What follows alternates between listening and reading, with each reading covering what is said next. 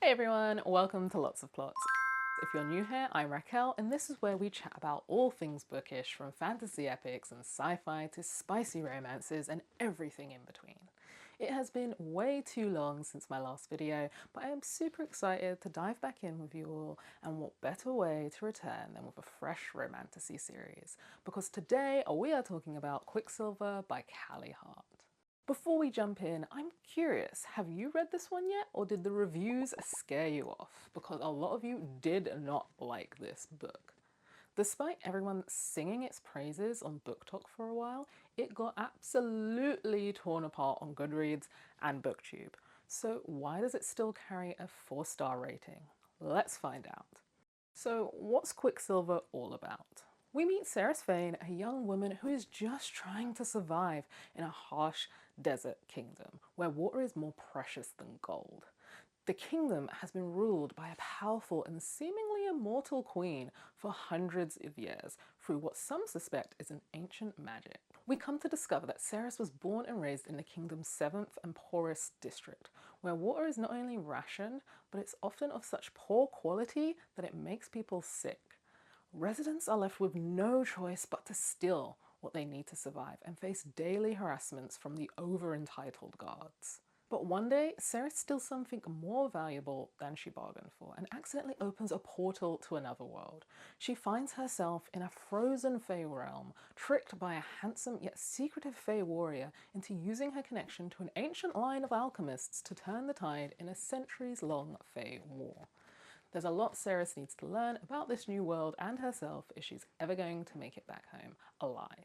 So if you're just looking for a spicy escapist fantasy with a good variety of high energy fight scenes, street brawls, epic battles, and the occasional monster, and you can overlook some messy writing and relationship red flags, then this book will be a nice world to get lost in. Before I dive into what I felt worked about this book and what didn't, I want to chat about how I consumed this book, because it had a huge impact on mine and everyone else's experience. I often need to listen to something while doing chores and cooking, and it doesn't have to always be fiction, but it does need to be something entertaining enough to distract me from the drudgery of the task. And to be honest, for about a week, it made prepping vegetables something to look forward to. But it wasn't the food that made this book delicious, the narrators did. Narrators can make or break an audiobook experience for me, so Stella Bloom and Anthony Palmani deserve a lot of credit. If you've listened to the ACOTAR series, you might recognize Anthony as the voice of Rysand, and he brings that same broody energy to Kingfisher, the love interest in this book, and Stella's voice is so vibrant and strong that it certainly carries the weight of all of Ceres's shifting emotions. Together, their performance absolutely elevated this book, and I'm wondering if I would have rated it differently if I had read the physical copy. From the reviews, a lot of you didn't make it past the 30% mark of this book, which is right around the time all the characters decide to buckle down and study textbooks in the library. So it's quite possible that the narrators brought some much needed intensity to some of the more mundane scenes. But the dull scenes aren't the only reason why people disliked this book, and we will get into those later, but first let's discuss what made me excited to press play each day. Okay, first off, the magic system. Particularly the alchemist angle was probably my favourite part of the entire book. So Ceres discovers she's descended from an ancient line of alchemist Fae who can work with the precious metal Quicksilver. But the Quicksilver has personalities. This means she needs to negotiate and bargain with the magical material before she can use it. And sometimes the Quicksilver wants a song, sometimes it wants a secret, sometimes a memory. It's a bit like dealing with a supernatural toddler.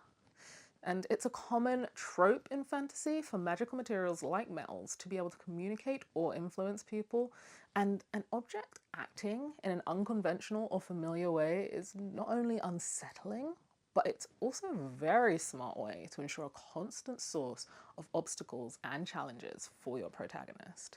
If you've read the book, you already know that Ceres is given the near impossible task of forging hundreds of magic-imbued relics and weapons out of the material for the Fae. And I really hope she and the Quicksilver can come to some sort of long-term arrangement in the next book, because I can see this quickly becoming something really tedious and annoying if overused.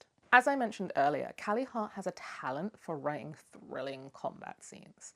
I've heard a few complaints that the pacing of the book was poor, and like I mentioned earlier, I think this might have been true when reading the physical copy, but where I would disagree is when it comes to the fight scenes, because Callie Hart knows how to mount tension in a scene very well.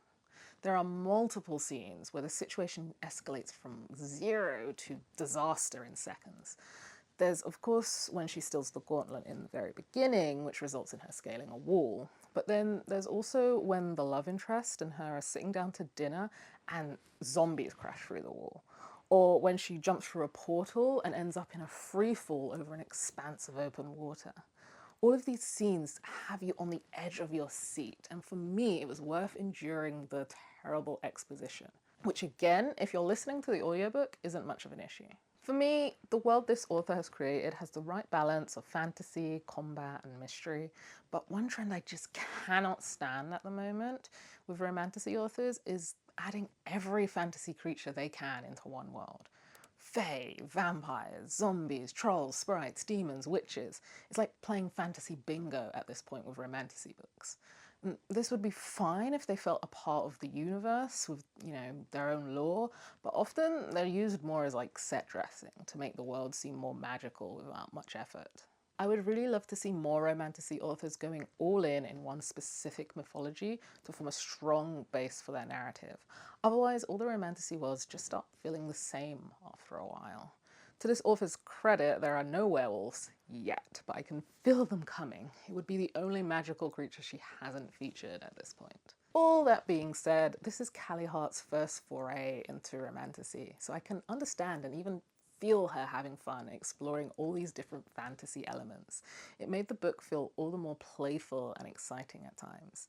It's worth remembering that she's primarily been a dark romance author, and this seems to be to her downfall because it was the relationship element that most people seem to take issue with. Dark romance and fantasy romance structures can be very different. I mean, I love a good enemies to lovers trope as much as the next fantasy romance reader, but this felt less like development and more like someone flipped a switch. The love interest was just very demeaning, and I don't think Callie gave enough room for him to redeem himself. Kingfisher, that's the name of the love interest, his behaviour towards Ceres remains consistently awful for a very long time. He calls her demeaning names, belittles her, tricks her into a blood oath to impose a lifetime of forced labour from which she can't go home until she's crafted a few hundred magical weapons for his army. Then later, he even compels her not to leave a room for 3 days until he gets back from some sort of secret mission. These shouldn't be actions you can come back from, but Ceres seems to forgive him all because of some undeniable magical connection. I think more work could have been done to convince us of this narrative instead of saying they were just destined to be together. In an interview, Callie Hart mentioned her interest in morally grey characters like Jaime Lannister from Game of Thrones, who everyone quite rightly hates in the beginning, but by the end of the show is a fan favourite. By that explanation, I can kind of see what she was trying to achieve with Kingfisher, but she was nowhere near close to achieving it. As many people pointed out, even the protagonist's character development felt as though it was on the decline. Some of you felt her personality did a complete 360, starting out really strong-willed and independent, a protagonist who questioned everything and fought back at every opportunity. But as the book progressed, she started to doubt herself and became more accepting of poor behaviour. Though, personally, I think this has always been a character flaw of Ceres.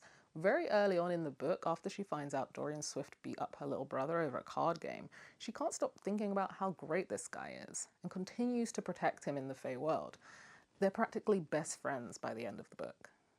So where does that leave us with Quicksilver? I'm giving it 3 stars because it kept me entertained and actually looking forward to cooking for 2 whole weeks, which is practically a miracle. The unique magic system, vivid world building, and thrilling fight scenes were definite highlights. I would recommend it if you're looking for a fantasy romance that you can just escape into. Then it's a pretty good distraction, but only in the audiobook format. If you focus too hard, you start to notice a lot of things wrong with this story. I am curious to see if there's plans for a sequel. It did end with plenty of cliffhangers, and I'll genuinely be interested to see how the story continues. I'd love to know what books keep you company when you're doing chores. Let me know down in the comments. And if you enjoyed hanging out and chatting books, please remember to like this video and subscribe for more book content. I'll see you next time. Happy reading.